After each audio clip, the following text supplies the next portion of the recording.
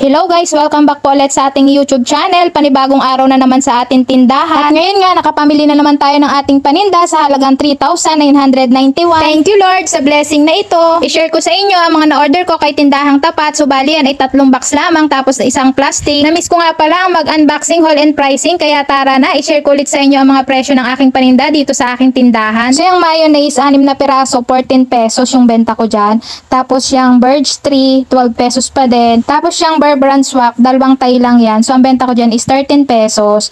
Tapos, yung Hansel Crackers na may palaman, 8 pesos. Tapos, yung Pudgy Bar, 9 pesos.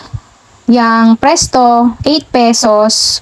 Crackers, 8 pesos din. Tapos, yung Coffee Cup Brown ay 15 pesos na binago ko na yung price. Rich Choco is 13 pesos. Mga kape nga pala, dati ko yung 14 pesos. So ngayon ginawa ko na siyang 15. Tapos ayan, yung mga Lucky Me Chicken, 6 na piraso is 11 pesos ang isa.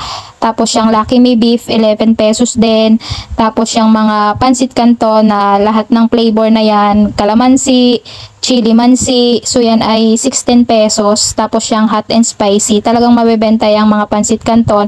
At laging kapag bumibili ako ay talagang may kasamang Pansit Canton. Mayroon na nga din palang malalaking Pansit Canton, kaya lang hindi pa ako naka-order kay Tindahan Tapat. Sa stick 2 piraso, 3 pesos. 4 na piraso ay 5 pesos yung benta ko. Argentina, 150 gram, 38 pesos. Tapos yung Fresca is 29 pesos.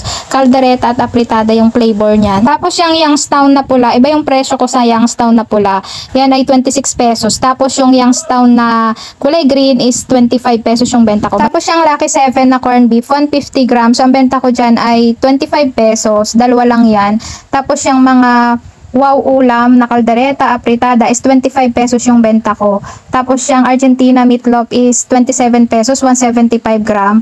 Tapos yung Lucky 7 na maliit is 18 pesos. Tapos yung San Marino ay 33 pesos, itinaas ko na. Digo is 27 pesos. Tapos yung Century Tuna, 39 pesos, dalawa lang yan. San Marino na malaki is 43 pesos na dating 42. Tapos ito naman yung pangalawang box. So ang laman lang yan ay Happy Pants XL. So XL lang yung binebenta kong diaper. So yan ay 11 pesos. Tapos yan lang mga shampoo, Head and Shoulder 7 pesos, Sunsilk 7 pesos, Keratin Gold 8 pesos, Sunsilk na green 7 pesos. Tapos yung Kandila, Palmolive 7 pesos, Kandila is 11 pesos. Tapos ayan lang yung mga Tide, so yan ay 15 pesos yung benta ko. Tapos ito yung pangatlong box. Lumiit na yung packaging nung Canton. So yan ay 38 pesos. Dati malaki-laki yan, ngayon lumiit na. So, 38 pesos. Talagang tinitigan ko pa kasi nagtataka ako ba't ang liit na nung lagayan niya. So, ganun pa rin naman yung grams niya. Pinaliit lang yung lagayan. Tapos, yung Tide powder pala, nakaligtaan ko. So, yun ay 15 pesos pa rin yung benta ko. So, bala kong baguhin gawing 16 pesos. Tapos, yung granules na Great Taste, yan ay 24 pesos yung benta ko. 25 grams yan. Nor Beef, 6 na piraso yan. 7 pesos pa din yung benta ko. Tapos, Tang Orange, 22 pesos. Nesty Apple, yan ay 23 pesos na itinaas ko na. Tapos yung Nor Pork 7 pesos pa rin. Prutos 3 pesos ang isa. Pochi 3 pesos din. Prutos na green 3 pesos din. Tapos yung mga Yaki ay piso ang isa. So may tubo pa naman kahit piso. Kaya dinadamihan ko na yan. Pintura, piso pa din ang isa. So yung prutos, 2 piraso yon ay 5 pesos. Tapos yung prutos na candy, piso pa rin. Plataps, 2. Tapos yung mga asukal ay 25 pesos ang aking benta. So yan yung aking mga na-order kay Tindahang Tapat. At yun nga, natapos na natin yung mga nakalagay sa box. At ito naman yung nakalagay sa plastic. Yan yung mga chicherya lamang. So ito yung mga chicherya na na-order ko kay Tindahang Tapat. 6 na piatos. Yan yung kulay pula. So yan ay 18 pesos. Tapos yung patata, 6 na piraso din, 9 pesos. Nasa 6.20 nga palang puhunan ng patata. Kaya ginawa ko na siyang 9 pesos. Tapos yung piatos na kulay blue, so ang benta ko dyan ay 18 pesos. Piatos na green, 18 pesos din. Dati ko yung 17 kasi nagtas na, naging 15 na yung puhunan kaya ginawa ko na siyang 18. Tapos yung Oshi, ganun din 6.20 kaya 9 pesos yung aking benta. 66 pieces lang lahat yan, yung mga nabili kong chicherya. So yung cracklings ay 6.20 rin yung puhunan kaya binebenta ko rin yan ng 9 pesos. Yung Rinby, ganun din, 6.20 rin kaya 9 pesos din yung benta ko. So yan lang yung mga nabili kong mga chicherya, mabenta yung mga ganyan. So wala yan kay grocery, yung mga Rinbi at Oshi na kulay orange. Kay tindahan tapat lang meron. Kaya doon ako nakaka-order. So yan ay mabebenta dito sa aking tindahan. Yung mga chicheryang ganyan. So yan lang lahat guys. Yung mga na-order ko kay tindahang tapat. At pagkatapos naman yan ay atin ang i-display yung mga chicherya para agad ay mabili. So ayan, nag-ready na ako. Inilagay ko na yung mga lagayan ko ng chicherya. Yung hook. Tapos ginugunting ko na lang kasi nahirapan ako dun sa pambutas. May pambutas naman ako doon. Natatagalan ako kasi parang mapurol na. Kaya ginamitan ko na lang yung gunting para mas mabilis ako.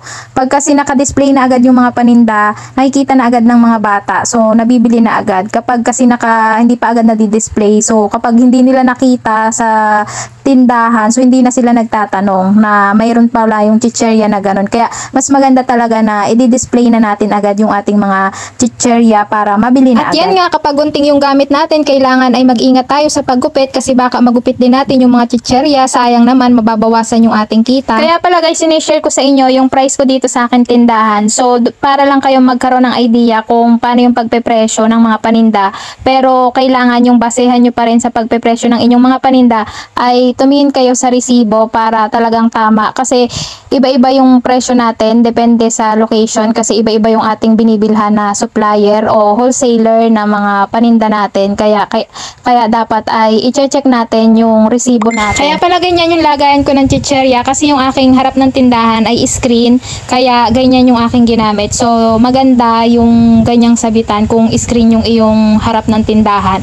Tapos ayan nga, kailangan ay pare-pares yung chicherya. Tapos ayun, 6 ang kasya dyan chicherya. So maganda siyang tignan talaga sa harap ng tindahan at pare-parehas yung nakalagay na chicherya. Kapag ganyan, naaakit lalo ang mga bata bumili kapag nakita nilang maganda yung pagdi-display natin sa ating mga chicherya. Kailangan talaga pare-parehas yung nakalagay na mga chicherya dyan sa isang lagayan. Kasi kapag may bumili, may hirapan tayo ng pagkuha kung iba-iba yung ilalagay natin. Sa pagtitindahan talaga, kailangan natin ng maraming sipag. Talagang ganon yung may mga sari-sari store. Kasi ganyan, marami talaga tayong gagawin, mga bubuting-tingin sa ating tindahan. Dahil hindi pa ako mayaman, kaya kailangan ay lalo ko pang sipagan. Yun lagi yung iniisip ko. Kaya ako nagsisipag talaga sa pagtitinda kasi marami pa akong pangarap sa buhay. Kaya kailangan ko pang mag-ipon sa tulong yun ng ating tindahan. Kaya samahan natin ang sipag at tiyaga para tayo yumaman. Sa pagtitindahan naman, masipag ka lamang dito ay talagang kikita ka. So yun guys, hanggang dito na lang po yung vlog ko. Kung nagustuhan nyo po, please like, subscribe to my YouTube channel and pakiclick na rin po ang notification bell para updated po kayo sa mga bagong videos na aking i-upload. Thank you very much po. Happy selling mga kasari. Bye-bye. I know you told your friend you're not okay.